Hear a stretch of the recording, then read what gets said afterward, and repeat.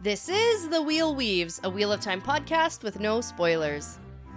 Hey everyone, I'm your host Danny, and I'm the first-time reader going through this series chapter by chapter. As always, there's no spoilers past the chapter we're covering, and that means it's totally safe for first-time readers. I'm joined by my co-host Brett, who's a longtime fan, and he's guiding me on this journey. We'd like to thank and acknowledge our executive producers, Brandy and Kirkwood, Sean McGuire, Yanis, LightBlindedFool, Green Man, Deyvis Ferreira, Margaret, Big C, Bennett Williamson, Dylan C, Hannah Green, Noralia, Geof Searles, Erik Reed, Greysin Ishara, Ashlee Bradley, and Laura Lewis. And we'd like to welcome and thank our newest executive producer level patron, Helena Jacobsen. Thank you so much for your support. We really, truly appreciate it. And before we get into things today, we just want to thank and welcome Callum and Brado to the Wheel Weaves Patreon team. Thank you so much for your generosity and your support. We really, truly appreciate it. This is Uno Bloody Nemesta, and you're listening to the Goat Kissers from the Wheel Weaves podcast. In this episode, we are talking about chapters 47 and 48 of The Gathering Storm. Yeah, chapter 47 is The One He Lost, and chapter 48 is Reading the Commentary. Yeah. So, okay. We have some oh shit moments. Yeah, it's like you almost get to the oh fuzzy feeling nice reunion. I actually was feeling so positive. I was like, oh, good. Yeah. Excellent plan. Yeah. And it's kind of funny because sometimes, I'm sure this happens to everybody when they're reading the books, but sometimes something in your life just lines up super well with what you're reading in the chapters. Yeah. And I gotta say, for this episode and these chapters, it really lined up for me this weekend, whereas I'm Tam and Rand are the allergens in the air. And they're trying to kill me. And I connect with Tam on that, like, just visceral level of, oh my god, terrified. It's actually trying to kill me. Yeah. The trees are trying to kill me right now. There's a lot of fluffies. Oh, yeah. Floating in the air. So, we're going to try and power through this episode, too, with me sounding normal. Okay, good luck. Yeah. It's going to be good. And your eyes are staying open? The eyes are okay. Yeah. Because I've taken multiple allergy pills. where it's a delicate balance. Yeah. See? Outside is trying to kill you. Yeah.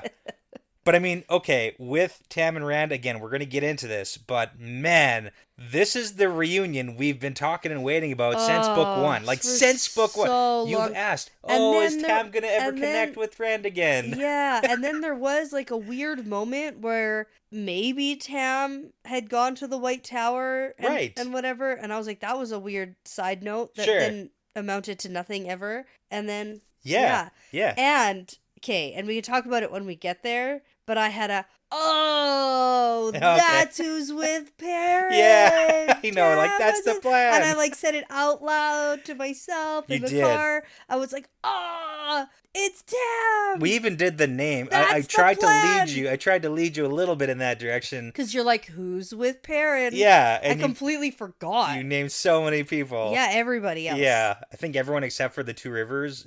Well, I forgot. Well, and then I was thinking about, should I say, like, maybe like Ben or like the three-letter name boys? Oh, Ben and Eb and Leb and Seb and all those guys, but I didn't want to do that because maybe that would push you too close. Yeah, and I probably still wouldn't have remembered that Tam is there. Right. So, anyways, we got it. So, okay. Also, poorly executed.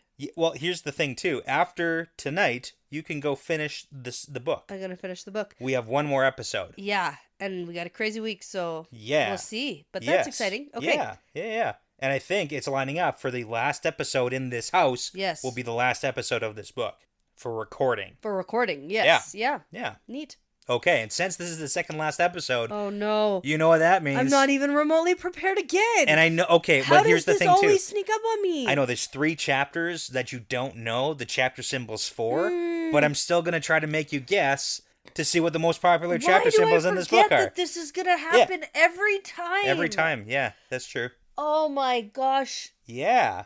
Okay, so what we're talking about, most popular chapter symbols in The Gathering Storm. Yeah. And I am counting the final 3 chapters, even though you haven't seen them. Flame of Tarvalon.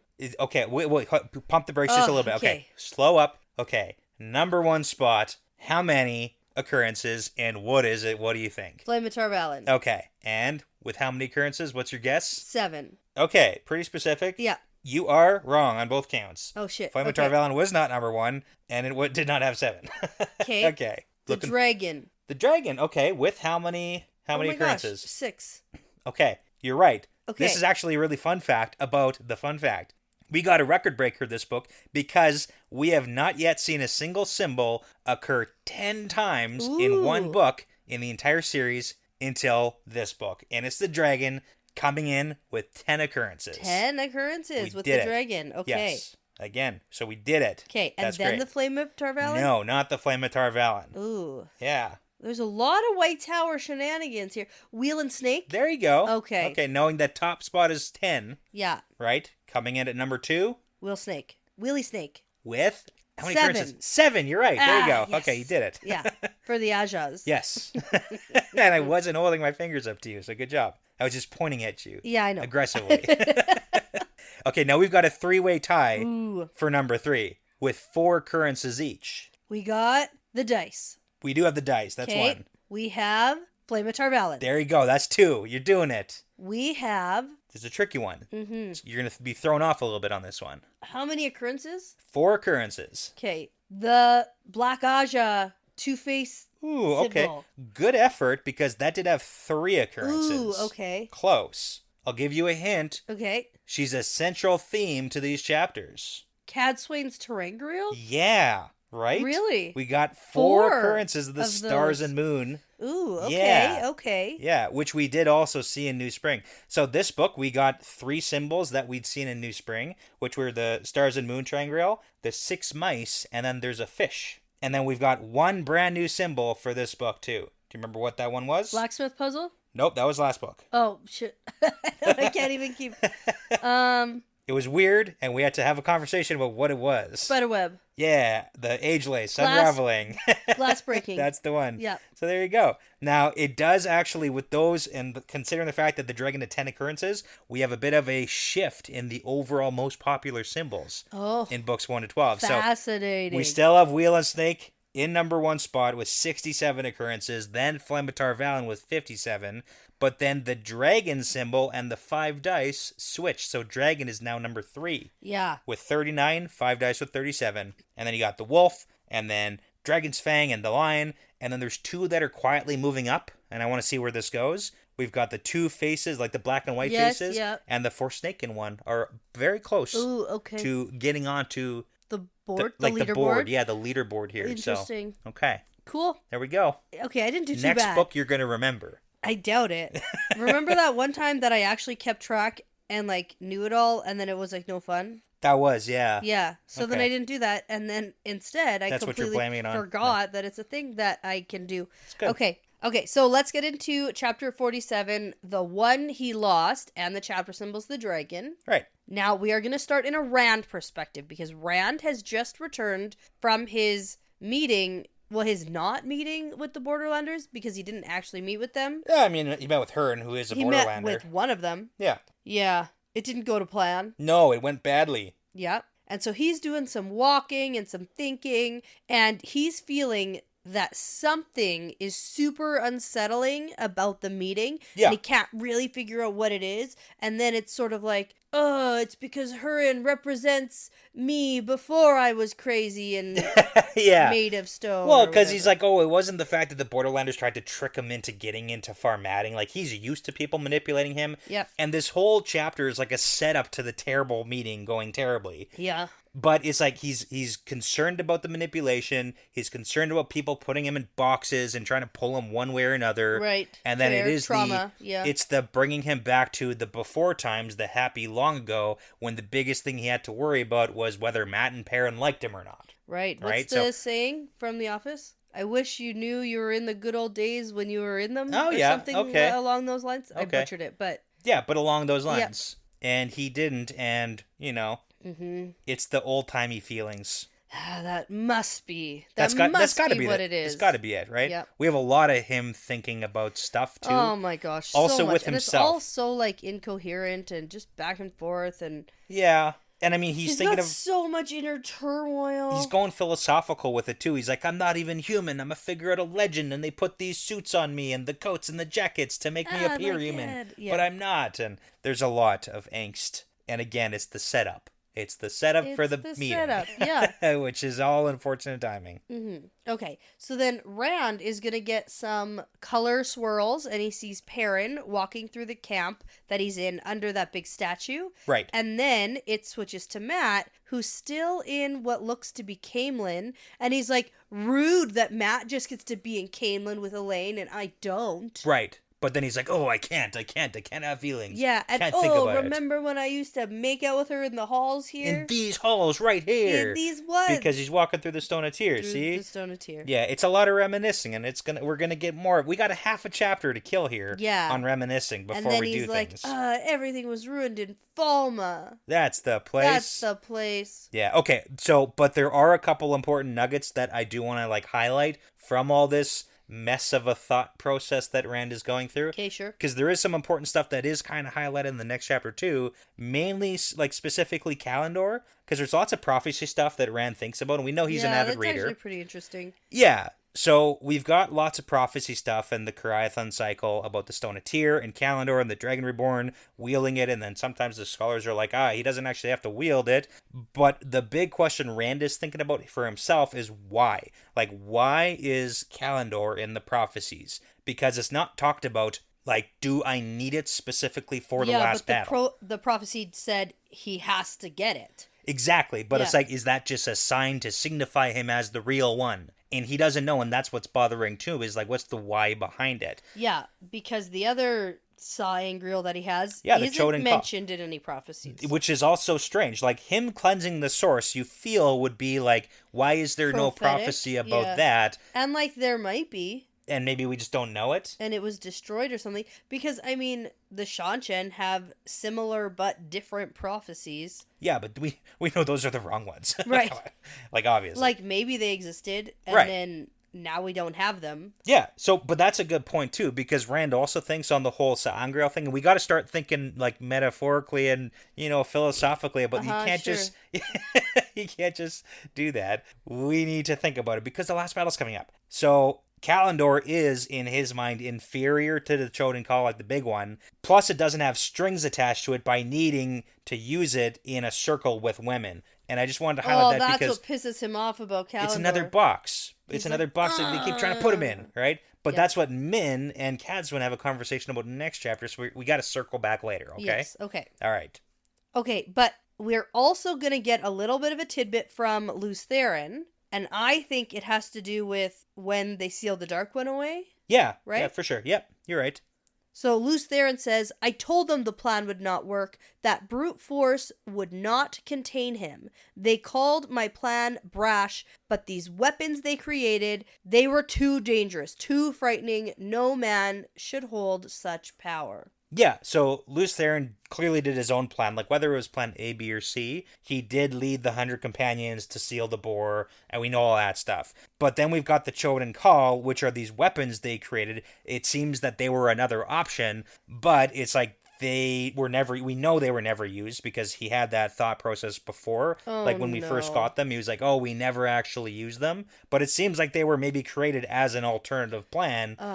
I'm just not even listening to you right now. Yeah. I just had a thought. Oh, no. What was the thought? Oh, it's so annoying. What? My thought. What? Okay, so brute force isn't going to contain the Dark One. You can't just fight him to death. Okay. You're gonna have to love him to death. Oh, no. Yeah. Okay. Not in a bad way, but in a Harry Potter way. Because Harry Potter's ultimate weapon was love. Oh. Yeah. Okay. So now I'm annoyed. Oh, you think that's what's going to happen? Because Voldemort could never love, and so Harry's ability to love and be surrounded by love was what made him win in the end. And so I'm like, oh no, what if that's what's happening here? And it isn't a big hoedown, throwdown, shoot the Dark One in the face with balefire. It's actually like, I found myself again, and I love things now. I can laugh, so now I win. So I win? That's how we beat the Dark One? Well, yeah, essentially. Or is that how we can, like, fight the Dark One and not murder all my friends and family at the same time? Like, maybe there's a difference here. There's a difference. You know how I've been like, yeah, Rand has to be cold, and he can just go and fight and even win. when he almost kills his dad in this chapter, you're still like, oh, Rand should be cold and emotionless and murder everyone who goes against him? I don't think that. Well, that's kind of where you're leading me here. No, that's him being crazy. That's a little different than cold and emotionless. Like, he's very emotional. This is emotion-filled, that scene that we're going to get to. But now I'm annoyed, because what if it's that? Okay. I mean, I kind of see where you're going. Yeah. I don't fully understand the Harry Potter reference, honestly. Like, I guess that's we have to do it because you said it. Well, because that's what it is. Is that how Harry Potter beats him in the end, or is that just how he didn't get dead as a baby? It's like that too. Okay. That's how he didn't get dead as a baby. Because his mom loved him enough, but his dad didn't love him enough. No, right? it has nothing to do with that. Okay. But yeah, mom love. Sure. And then Voldemort can't actually defeat Harry like he should be able to, because your stance is always like it was a baby. I would simply throw the baby out the window. But he can't. He can't do it because of the love. Okay. Okay. So same here. Same thing. Maybe, and I'll be annoyed about that. Sure. I'm annoyed. I really okay. Let's get the. I hope that other people understand what I'm talking about. I hope I come to learn what you're talking about too. Maybe. Okay. Shots, I guess. Yeah. Okay. I don't feel good about it. Cheers to Rand finding love. Oh God. Or loving the Dark One to death. Yeah. Or to defeat. Both. Cheers. Submission. Cheers. Defeating the Dark One into submission. I said cheers. Okay, go. Oh.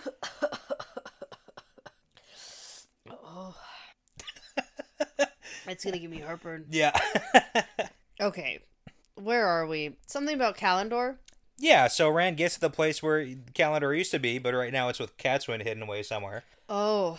But then he's going to go and ruin the jobs of a couple of defenders here. Yeah, this is not done with much tact. No, it's not. Okay. Or empathy. Yeah. For these people who have been standing here for a year or two. I mean, also, presumably. literally from the time of the breaking. So the Heart of the Stone was the first fortress that was built after the breaking by the Aes Sedai, specifically to hold Calendar. So it always had to be guarded. So it's been guarded since the breaking, basically. Since Calendar was wedged in that stone. Yeah. And then warded up.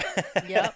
So he's like, go find a new job, and I think this has been worthless. Guard this place no more. There is nothing here of worth. I'm not sure if there ever was. And they're like, what? Mm-hmm. Okay, so. Yeah. Yeah. Well, and I mean, he has a point, because in his brain, a lot of this chapter is Rand saying logical things in his brain and then not saying them out loud. Because he's like, hey, the last battle's coming. We don't need to spare soldiers defending an empty room. Yeah. That makes sense. Sure. He could have said some of those things. Or thanks for your service. Right. And it was super, super duper helpful and awesome that you did such a good job. Yeah. Now bye. Bye. Exactly. But instead he was like, ugh. Your entire life has been a waste. Wasted.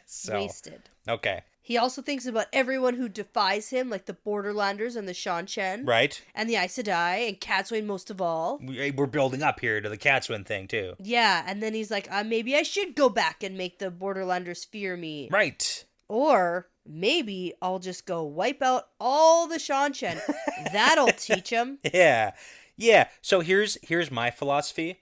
When you're in a strategy meeting and putting up ideas on the whiteboard, no idea is a bad idea. It's just unfortunate that all of Rand's ideas right now are just murder everyone. Murder everyone over there. Yeah. Murder all these people. And I mean, that is one way of dealing with the Shan-Chen. I mean, yeah. It is. I guess. Hypothetically. I wish I was more against it than I am. I know, and you're just okay, I guess I'm on board with this. Yeah, well, he's wiping out Grendel, and that whole thing was so easy. Yeah, and I can get way more power, and I can do way more destruction. Way more. But that's the whole, we don't want to, wipe Abu Dar off of Randland and all the people in it. Well. I know. Okay, this is why you're not allowed to be in charge of anything. I know. Again, it's one of those reasons. I just wish that I thought it was a worse idea. Right. I see the benefits. Okay. At some point, I hopefully will be able to convince you that it's a bad idea. At some point, the entire fabric of the universe will just unravel. Sure. And I mean, like, hey, we don't have to use balefire. Let's just all go live in one of those other worlds. Just use regular fire. Just go to a different world. Go to a different world. There you go. Ruined this one. Take your spaceship. No. Get on with the L gear. Like get on the Portal spaceship. Stone. Portal Stone. Go to the Grom world. That one looked pretty good. I mean, it was fine, mostly. Yeah, totally. Other than some Groms, which we have here too now. Wait, are you implying that Rand should just go by himself? No, everybody. Everybody. Get them all. Everybody. Okay. Everyone who's not Shanshan. Yeah, we just go start a new area. Yeah. New world. New world. Okay. A whole new world. Yeah. Dazzling place Nope. I never knew. Not singing along to your... That was a very different context for that song. I know. Let's do it. Okay. Okay, now, Luce Theron is going to change the subject. Right. Because they're in the part of the stone where Rand tried to bring that little girl back to life. Right. And that was... Bad. And traumatic. Yep. And bad. And Moiraine stopped him. And Moraine stopped him. And then Rand's like, I miss Moraine. Right. And I was like, me too, man. And there's still 3 chapters left. Oh, I really don't of this think... book. I'm we going can to say still it. get her. I'm going to say it. I don't think we're getting her this book. You don't. You're putting that on I really record. don't think in the next 2 chapters. And epilogue. You're going to be real Matt's embarrassed if we get her back in the next 2 chapters. No. You're so embarrassed. I'm going to go ahead and say it. Because all this time you're like, it's going to happen. Well, that's because I thought it was going to happen. Okay, but no more. No.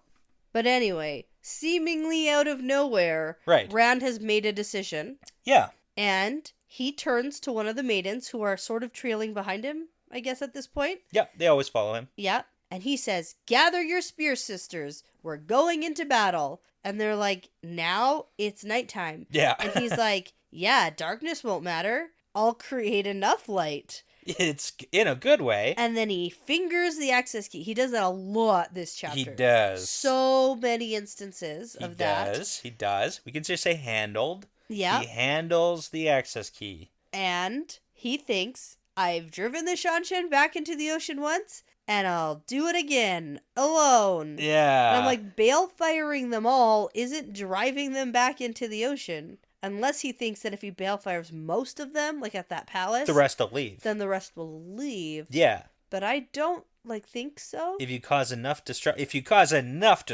with balefire, you have to assume they're just going to abandon, right? So the maidens don't immediately listen to him, and then he's like, my control is slipping. Well, because he, snaps at them, and then he's like, because he thinks he's fully in control of all of his emotions still. Yeah, he's not. He's not. But he's like, also I have such a delusional. good handle, but I keep... no, Rand, nobody thinks you're in control of anything right now. Mm-hmm. It's not good. It's pretty clear you're actually not in control. Yeah. Of much. So at this point, Rand, who is uncontrolled, is going to go start blasting Shanshan off the map. You know what? Yeah, okay. And this time he's got the right tool. He doesn't have Calendar. Calendar was the problem last time. Calendar was the wrong tool. He's got the Choden Call now, which is the right tool. Which is the good one. Yeah. It's the good one. Okay. Okay? So, now, he's gonna go to his rooms. Right. This is the big part. And then he sees a stranger out on the balcony, and then he realizes it's not a stranger. Oh, man. It's Tam. It's Tam, not a stranger. At this point, that's when I went, oh! And it all clicked together for me. Yeah. I was like, right, Tam is with Perrin. This is Cadsuane's plan. The secret plan. Yeah, this is exactly. what they went for. This is who's whatever. It's also possible Min had some sort of viewing about Tam being with Perrin, because, how would she know? But it's also just good old-fashioned, hey, bring his dad back into the picture. Oh, it's actually such a good plan. It is a really good plan. It's such a good plan, and it's, starting to work and be okay, and I love Tam. Yeah, we all love Tam. We've all wanted this reunion for so long, and let me tell you, I don't know if we wanted it like this, but this is what we got. Yeah. Okay, so let's get into the part of it. Okay, so Tam hesitates in the doorway, and Rand has all these thoughts about Tam not being his real father. Yeah. But Rand doesn't even really care about that because this is his father who, like, loves him and cares about him. And he loves him and cares about him back. This doesn't matter. Yeah. Oh, also, we didn't mention it here, but there is, like, there's a lot of awkwardness in this scene. Mm-hmm. But there's, like, that first minute where Rand is thinking, is this actually Tam? Or some sort of illusion? But then, it actually is Tam. Yeah. So, just... You gotta ask him one of those questions, We were just talking about this. Tell me the best way to shear a sheep. Right. Yep. How many apple trees do you have at the farm? How many apples does it take to make a cask of brandy? You know what? And I, being the fake Tam, wouldn't know that. No clue. 100,000? At least 12. At least. More than 12. Yeah, maybe. Less than a billion. Frick if I know. I don't even know. How do you they know? Even use apples in apple, but I don't even know. They used to. Okay. They probably still do sometimes. Okay. Anyway, Tam notices Rand's missing a hand, but doesn't say anything. Right. It's good communication here between father and son. Oh, well, Rand is feeling a lot of feelings. And he's like, how'd you get here? How'd you find me? And then Tam's like, ha ha ha. Yeah. Well. Crazy. Everybody knows where you are. And you know what? He's not wrong. But also we know that Tam is trying to sidestep a little bit of information at the beginning of this. Yeah. But then also Rand's like, I didn't send anything to the Two Rivers. I was so careful about that. It's super great. It's like, I wasn't there, man. And he's not like, there. I've been with Perrin. Perrin's doing a lot of things. And Rand sort of puts it together. And he's like, yes, Nynaeve was wondering about Perrin. She must have gone. Right. And then Tam cares about me and came back with Nynaeve. Right. And he's like, almost got it right. And we can kind of assume that is how it happened. Like, we have to assume... At least maybe a little bit that Nynaeve maybe went to collect him and bring him back. I don't know. Yeah. I guess Catswing technically could have made the gateway, but it just feels like that's a Nynaeve mission. Yes, well, and that's clearly what Catswing was using Nynaeve for. Yeah, exactly. Yeah. So Rand's so close. Because if Catswing showed up, Tam necessarily wouldn't have come with her. Yeah. But he's going with Nynaeve. For sure. And we're so close. We're so close to like a happy moment here, but... Right. And then in...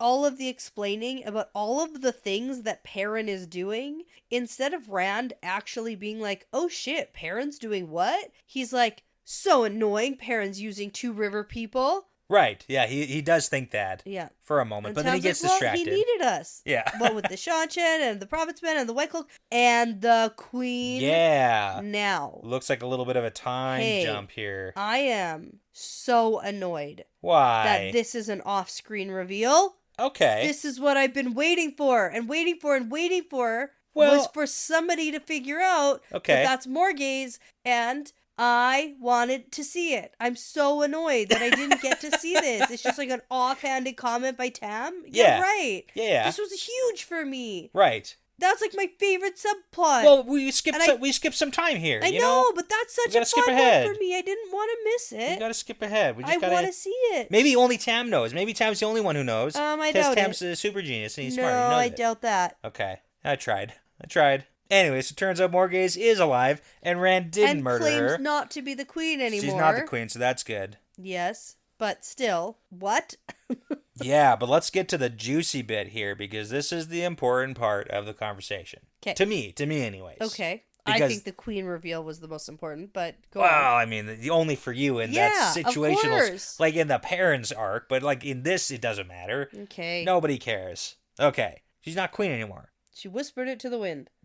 Exactly. Out the window. So well, anyways. and at this point, Elaine did win her own crown. Right. So. There we go. Okay. Yeah. It's not about Elaine. This is about Tam and Rand. So Tam's like, hey, so you must know about the whole thing. And then Rand's like, that you're not my father? And Tam nods. And then Rand tells him that he's known since he left Emmons Field. Yeah. Because he heard the fever dream. In your fever dreams. Yeah. And it's quite a little lovely encounter. I mean, it is. It's as nice as it can be. It's as warm as it could be. I mean, it's close. Sort of. In this situation. I mean, I'm going to disagree. If we said the things out loud that we're thinking, it would be much sweeter. Because Tam says, hey, I'm sorry, I never meant to lie to you, but I guess I shouldn't call you, like, son. Yeah. And then Rand thinks in his brain, call me son. I love you, and you're my father, and I don't care what everybody else thinks. But instead, he doesn't say any of that. But he says, you did well, Tam, by keeping the truth from me. Like, that's good. That's nice. I guess in a cold way. He doesn't say, keep calling me son. But that's what I'm saying. Yeah. It's as warm as it can be coming from Rand. For Rand's cold, dead heart. This is a compliment. Yeah. He's complimenting Tam. Well, see, now I have a need to fight back now because you made that Harry Potter thing about the whole, like, oh, love needs to win out, whatever. But it's like, no, like, we need a little bit of humanity here from Rand to be like, hey, just a little more caring. This is humanity for Rand right now. That's bad. That's a bad example of humanity. I know that. Yeah. But it's as good as he can do right now. Well, his best isn't good enough. He's got to do better. Anyway, he's like, you did a good job hiding me. I probably would have been assassinated if anyone knew it was me, so good for you. And then Tam says, okay, well, I'm glad that I did it. Yeah. And then Rand says, I lost your sword. Right. We changed the subject here. Sorry. Okay, you got to blow through all the important topics. And then we get a little story about how Tam became a blade master. He's like, I guess I earned it. Yeah, well, I mean, he did. It's like, you did. He did. That's the way you do it. That's the way you do it. Yeah. And it's funny because it's like a callback to book 1 when he pulls it out. He's like, oh, I paid more than it was worth. That whole story with Tam when he pulls out the sword from under the bed. Yeah. There's that whole thing we got to do on the reread. We got to talk about that next time we go through Either World. Sure. It's going to be good. Okay. Right? You got to remember this scene for that. Yep. Right? But then they get that little conversation about, Tam says, oh, it's like a little bit strange and funny how I'm part of the stories now. All the stories that we read about as, when we were young. And then Rand goes, it's not funny. I'm a puppet. It goes off and is blah, and blah, blah. And they're just going to cut my strings when it's time. And you got to dance on the strings first and then, okay. And then Rand's like, at least you could have run away. Yeah. This is an important conversation, though. Well, and Tam says, and you can't? Right. No, the pattern won't let me. Right. But Tam is kind of having this heart-to-heart with his son here that he raised, and he knows Rand. And there's a couple things where he's like, hey, like, you're still the same guy. You're still the same person on the inside. You're different, but you can't stand there and tell me that if you could run, that you would. Like, you can't tell me that because we both know it's not true. So why does it matter if you can run if you won't? It doesn't actually matter. So then he gets really, to the heart of it, and he's like, okay, so stop whining, stop complaining, and just do the things you gotta do. Yeah. And then Rand's like, I'm not whining. It's well, like, yeah, you are. You're whining. Mostly, I would say that things are going pretty well. I was feeling pretty good about this situation. Sure. About this talk and everything that's going on. But then Tam tells Rand he thinks that he can survive this. And then they end up having this back and forth about why are you going into battle? Why do you fight? Why do you do the things you do? And Rand's like, 'cause I must. But Tam's like, no, that's a bad answer. Right. It's got to be more than that. It can't just be because you have to. Yeah. It's not just you got to find the inner drive. He's doing the pep talk. He's pep talking Rand right now. Yeah, and it's going super good. And then Tam says, to the crows with that woman. I wish she'd come to me sooner. Okay. Before we get into the scene change of what's the direction we're headed here, I did want to ask you, so just general thoughts on Tam's perspective on how Rand should be handling things right now. Because he's bringing up some good points. He's like, I think that it's better than anything else anyone is telling Rand. Okay. Like, if there was other things for Rand to be considering, then, like, maybe we'd have something to compare to. But at this point, Tam's the only one who's, like, actually gotten through to getting Rand having a conversation and actually taking in what someone else is saying. Right. Yeah. So it's better than the nothingness that existed before. Okay. All right. No, that's a good point. Because I do like what Tam, like the direction he's headed in the philosophy of it. But then... this big mistake. Oh, yeah. Huge. Don't say her name. Big mistake. Huge. What woman? Yeah. Oh, no. Answer something different. Don't say Catherine's name. Just say anything else. Anything. Yeah, like any Moraine, name. Maybe. Or like... that serving lady who told me where your room was. I wish she came sooner. 5 minutes earlier, I'd have 5 more minutes to talk. Answer faster. Right? Answer better. It's like, literally anything else. But Catswain, she brought me here and said I needed to talk to you. Oh. No, honesty is not the best policy right now. Right, and that's when Rand just tunes out. Frick, that Tam was keeps the worst. talking. That was the worst thing he could have said. And I love Tam. I love Tam so much. But don't say that. Big mistake. And you know what? Catswin's fault for not telling Tam how bad it was. Tam didn't know what he was walking into. But next chapter, we learned that she sort of did warn him. I mean, sort of. She's like, he might be angry if you mention my name. But you didn't say, like, how bad the relationship that you are literally exiled to be killed if he sees you ever again. Like, there is so much more at stake here, and Katswin just, like, let the bare minimum through. And Tam's a smart dude. Like, if he had known more information, then things would probably go differently. Right. Yep. Still, though. Yeah. Yikes, because Rand goes off. Oh, yeah. He is so mad. And now he's, like, hurt, too, because he was thinking that Tam loves him and cares about him and wanted to talk to him. Right. And now he's like, oh, he's not here because he loves me and wants to talk to me. He's only here because Katswin manipulated him into coming. But it's like, man, Tam did the exact same thing that Rand did. Tam says in this, like, kind of gets glazed over, but Tam says, like, I stayed away because I thought the last thing you would need is your dad tromping through the field or whatever. Yeah. Like, and Rand did the same thing. Like, I'm not bringing any of my family. Like, I'm just staying away to keep him safe. Like, it's the same mentality of, like, I'm not going to visit. Yeah. Oh, sorry. I shouldn't have brought her up. You know, she said you might be angry if I mentioned her. Yeah. What else did she say? Just Rand is spiraling. Yeah, and at one point he like tries to control his crazy anger with the void. But then later Rand's like, I know I'm crazy and I'm okay with it. Yeah, and then he grasps hold of Saidin. Yep. And he shouts, "Be silent!" and throws Tam to the floor with air. Oh, no. And he's wrestling with his own age, and he's like, I'm the Dragon Reborn! I will not be your pawn! This is a really good Rand angry impression, by the way. It's really bad. I just didn't want to yell into the microphone. Yeah. It's good. Yeah. It's the dramatic reading of... Yeah. You come from Katswin pretending to show me affection. Can I not be free of you all?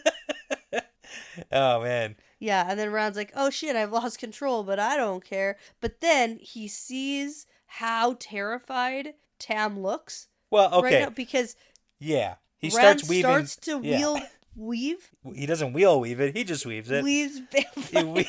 He begins the weaving of the weaves of Balefire, and from like, the light of the Balefire weaving, he sees Tam's terrified face. And at this point in the book series, I wasn't 1,000% confident that he wasn't going to do it. He wasn't about to kill Tam. So maybe he needs some humanity back in his cold little heart. Yes, just probably. A little bit. Oh, I'm sure. I'm sure he does. Well, because on one side you're like, he can be cold and ruthless. Yes, he can be. And on the other side, it's like, no, don't Balefire Tam. Not like this, though. Yeah. They should have specified. Yeah. Anyway, let's get back to it. He's like, oh shit, LTT what am I is doing? not being helpful right now either. No more than I've done before. He's like, we've done it once, man. We can do it again. Let's go.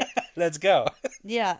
And then he's like, I am a monster. And then he just turns around and weaves a gateway to Ebudar and ducks through. Yep. There we go. That's it. That's the end of the chapter. Yeah, it ended badly. It started pretty positive. Like, oh no. I was feeling good and now I'm not. Yeah. Yep. All right. Well, let's take a quick breather. Oh, yeah. Okay. And then come back for the next chapter. All right. Okay, so we're back with chapter 48 called Reading the Commentary. And the chapter symbol is the moon and stars. Yeah. Triangle. I gotta say, this is a very short chapter, but it's got one of my favorite scenes. Ooh. Yeah, like I didn't win the favorite scene of the book.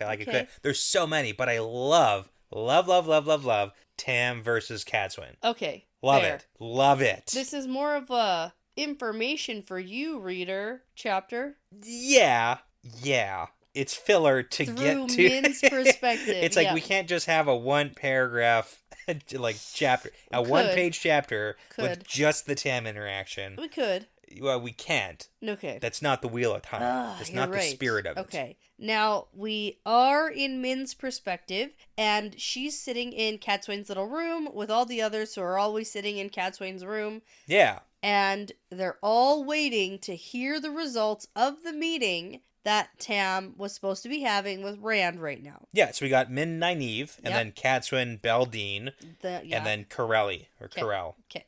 So in the meantime, while we're waiting, we're going to get a whole bunch of Min's thoughts. Yes. Okay, let's do them. So Min has been regretting her decision to align herself with Katswin. Yeah. Because she's had to go through a lot of viewing interrogations. Yeah, she kind of flipped over once Nynaeve got on board with the whole Cadswin thing, and now she is too, and she's not really sure why that happened. Yeah. But now we're past the regret stage, and then we're into the frustration. Yeah, yeah.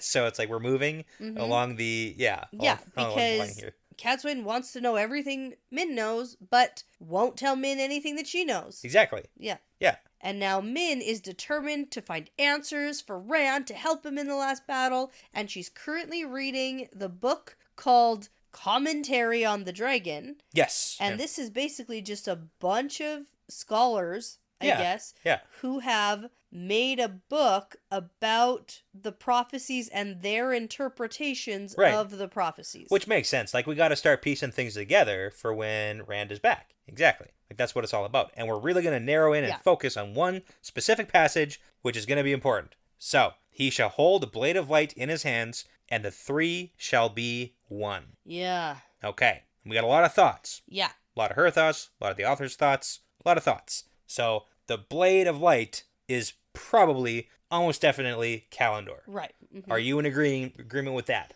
Yep. We cool with that? Yeah. Blade of light? Yep. Okay. Now, the three shall be one. This is the point of contention. Mm-hmm. So the author, a bunch of the scholars, think the three are referring to the great cities. Right? But Min's like, that's crap because it depends on where the author is from.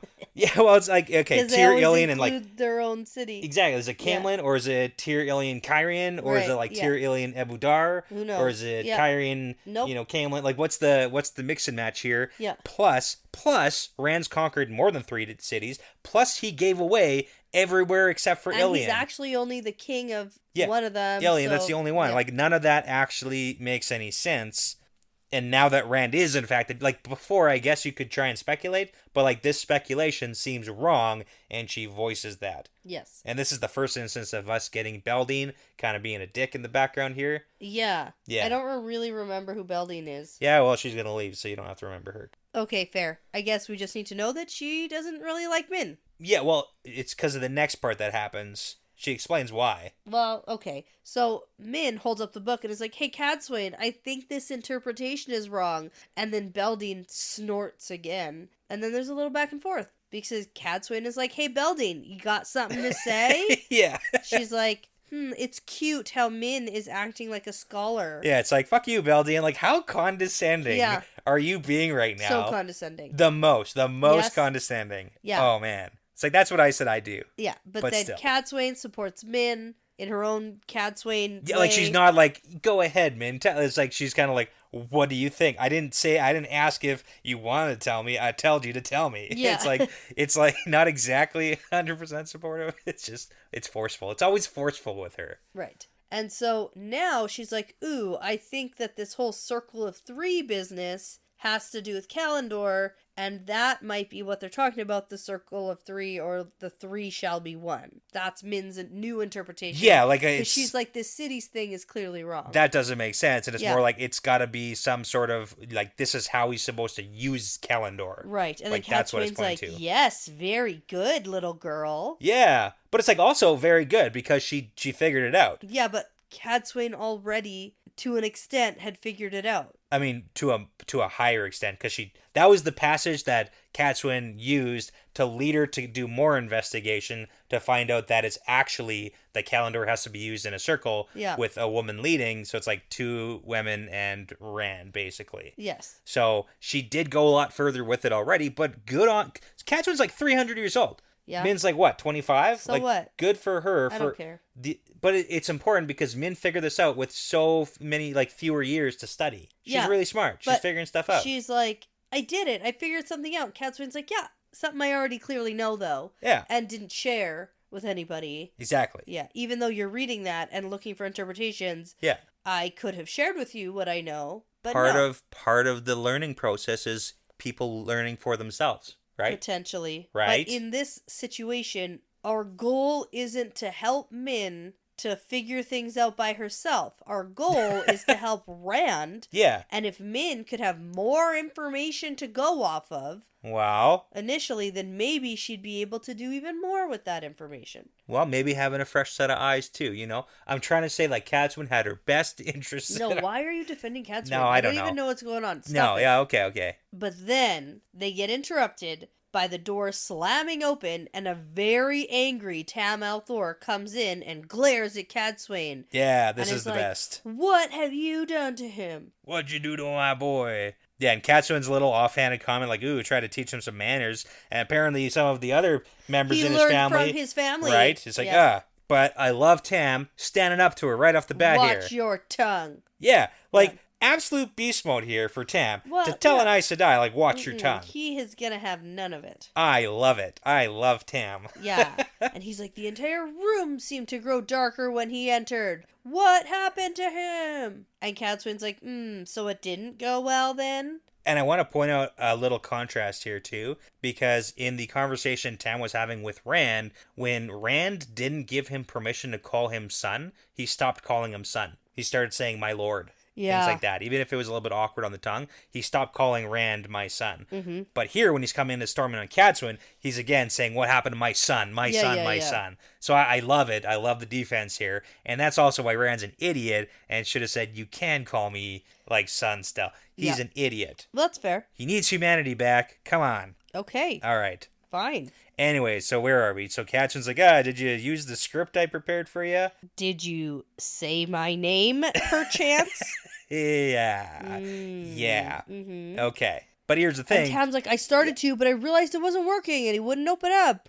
Yeah, and more importantly, he realized that Rand, absolutely hates Cadsuane, and she did not prep him on that part. Yeah. That's the big indicator here. It's like Rand is so far gone with Cadsuane, and no, there wasn't enough said to Tam about the actual situation. No. Considering that Tam is a smart enough guy to riff off of a script. Like, he's not just going to do only the lines you gave him. No. Especially if it wasn't working perfectly. Like, he was going so well with him just reconnecting with his boy. Well, that's what I was just talking about. Yeah. Cadsuane needs to share more. And you were like, oh, no, Cadsuane's fine. Now. Well, now I'm back on the hating train. That's fine. One-way ticket to hate Cadsuaneville. Okay. I don't hate her. I still kind of like her. Okay. But I think she should share more. Okay, so now we get to the level of instability because Tam gets cut off because he's lifted into the air. Right. And then Cadsuane says, remember what I said about civility, boy? Which is bad. And then Nynaeve is like, yo, Cadsuane, stop. But then Tam tells Nynaeve it's okay. Yeah, he's like, it's all right, Wisdom. I've known men who would always turn to their fists for answers when they're challenged. A bully's a bully, whether she uses the strength of her arm or other means. It's like, boom, mic drop. Mm-hmm, Love it. Mm-hmm. That gets to her, too. But it clearly gets through to her, and Tam gets lowered. Yeah, because she's terrible, and Tam's awesome. Oh, and then Nynaeve just feels the need to lay into Tam a bit, though. Right, she's still on Team Cadsuane, like they really wanted this plan to work tonight, and it did not. Mm-hmm. Yeah, we warned you, Rand has grown unstable, and Tam's like, unstable? He's nearly insane. Cadsuane's like, yeah, You realize that might have been our last chance to save your son? And then Tam fires back and says, if you actually explained to me how he sees you, this would have gone differently. And then they have this whole back and forth.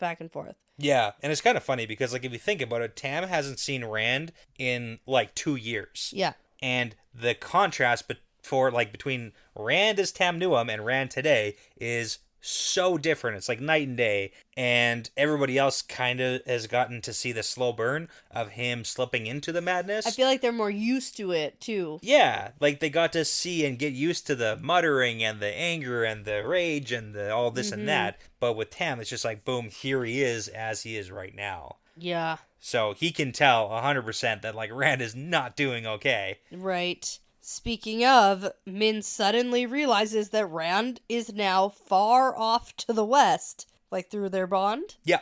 And she whispers, he's gone. Mm-hmm. And Tam's like, yeah, he opened up one of those gateways. He took right off. There you took go. Off. Yep. And he looked distracted by something, probably Luce Theron. But anyways, he also took that little statue and dashed through the gateway. And then Cadsuane wants to know where he went. And Min says, west. He went west. I just told you. Yeah. Well, and she also pieces together, like, Ebudar specifically. Yeah. Because he's talked to the maidens about going to destroy the Shanshan. Yeah. He's going to do it like he said he would. That's where he's going to let off some steam. Okay. Just pretend Ebudar is a rage room and Brand is bringing his baseball bat, I guess. Yeah, to smash some old TVs. Right. Yeah. Yeah. Got it. Yeah. Easy. So? I feel not as uplifted as I have been feeling. You know, like I feel like Egwene and the Aes Sedai of the Tower and the whole thing, like that entire storyline coming to a bit of an end, and we end on such a strong note. Right. Well, I mean, consider this. We've got... Feels like such a win. We've got 2 chapters and the epilogue remaining. Yeah. How do you think this book's going to end? How are we going to end? How are we going to end the Gathering Storm? Are we going to destroy the Shanshan? Are we going to wipe a city or a few off the map? Or like, what are we doing? Destroy the Shanshan and also the pattern at the same time. Just rip it all up. I would simply make a new pattern. Yeah. That's better than this pattern. You know what? Sometimes you have to do that. Exactly. When you've really messed up. I know this from crocheting. Yeah. When you've really messed up, you do have to unravel it up to a certain point and start again and try again. When you've ruined your carpet badly enough, sometimes you just have to bring it back to Costco for a full refund. You mean a rug? A rug, yeah. Exactly. I didn't get a full refund, but yeah. Or exchange it. You exchange it for a new one, and you say, it came like this, and they're like, okay. You don't even say that. You just say, I don't want this one anymore, and they say, okay. Yeah, there you go. And that is what Rand is doing with this pattern. We'll see. He's returning it for in-store credit. Okay. Yeah. No gift cards. No. Can't do gift cards. Okay. I don't know. Are we getting, like, big hoedown, showdown? Like, what's happening? You gotta give me something here. How are we ending the Gathering Storm? Yeah. As the storm gathered. As it gathered enough. Right. I'm hoping that the epilogue is something to do with the Black Tower. I want to get like a glimpse. Oh, yeah. At least of something that's happening there, because we really haven't gotten anything. If we get a glimpse of Matt or a glimpse of Perrin or Elaine at some point, that might feel nice. But I also know... I feel like epilogues are like teasers, right? That's like teaser trailer for like the next one coming out? Yeah. They're like the end of the credits. Right. When you get a little snippet of like bonus scene. Of like what's to come. Yeah. Kind of thing. But answer the question, how is the Gathering Storm ending? Nope. Okay. No thanks. Yeah. Rand rescues Elida. Love it. From the Shanshan. Yeah. And all the Aes Sedai. Okay. Yeah. I do think it will be something to do with Rand doing something. Okay, good prediction. Totally. Because we could leave Rand. This could be the cliffhanger for the book, and we could go off and end a different way with somebody else. Could be. Doing something else. But you think we are getting Rand? Are we getting surprise Forsaken attack? Maybe. Don't know. Okay. I'm so bad at this. Yeah. Okay, I'm just going to go read, and then we'll talk about it next time. Go finish the book. There you go. Okay, so before you go ahead and have a very uncomfortable reunion with the father you haven't seen in years, I'm going to say that this is part of the pattern now. Yeah, it's part of the pattern. Thanks so much for listening to this episode. The Wheel Weaves is hosted and edited by Danny and Brett, produced by Danny and Brett with Passion Socks, Cody Feltz, Benjamin, Jamie Young, Megan, Jared Berg, Ricky Morissette, Lance Barden, Adam, Mozyme, Michelle Forbes, MKM, Antoine Benoit, Lawrence Bradley, Colby T, and Gabby Young. With music by Audionautics. Please be sure to check out our Patreon page if you are interested in supporting us and the podcast. We'd love to send you some Patreon exclusive merchandise as a thank you. Plus, you'll gain access to our episodes earlier than everyone else. And at the time of recording, we have over 45 bonus episodes for your listening pleasure. Find all that and more at patreon.com/thewheelweavespodcast. For general information about our show, like information on how to send us shot glasses, how to join our Discord, how to get in touch with us, you can visit thewheelweavespodcast.com. And as always, please be sure to give us that 5-star review because it really does make a huge difference in helping other people find us. And if you write us a really nice review and put your Instagram or Twitter handle in the review on Apple Podcasts, we will be picking people at random to be giving out some merchandise like stickers and bookmarks, and we'll send them out to those people as a huge thank you. Now be sure to tell a friend, Riyadh, because referrals really are the best compliment. Thanks again for listening. This really is part of the pattern now.